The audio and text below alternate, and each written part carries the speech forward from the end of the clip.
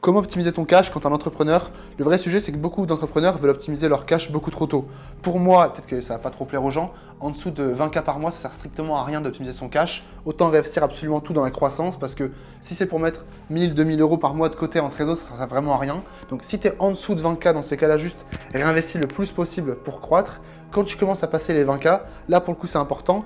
Et au-delà de la partie cash, c'est surtout quel véhicule tu as en investissement. Parce que le vrai problème des gens, c'est que tu as beau avoir une LLC au Delaware, etc., tu ne payes pas de taxes.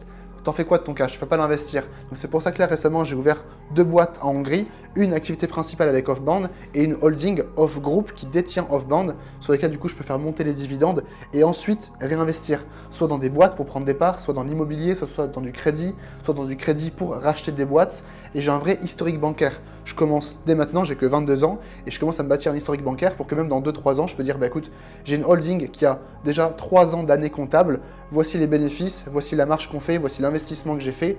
Et ça, pour le coup, c'est la vraie optimisation du cash. Pour tous ceux qui sont en Europe, c'est une vraie erreur de sous-estimer le crédit. En vrai, c'est un truc immense, surtout quand tu es une boîte. Enfin, le crédit, quand tu as une boîte, tu peux emprunter vraiment à l'infini. Et moi, je compte bien le faire le plus tôt possible. Donc là, j'accumule les années comptables avec des boîtes qui sont en Europe, avec ma boîte principale plus ma holding. Et ensuite seulement, quand je peux dire j'ai fait 3 ans avec X bénéfices, voici ce que j'ai mis de côté, là, je pourrais commencer à prendre de l'immobilier, prendre des parts dans des boîtes, faire des emprunts pour racheter des boîtes. Enfin, j'aimerais beaucoup peut-être acheter des agences et les scaler. C'est un truc que je kifferais faire dans quelques années.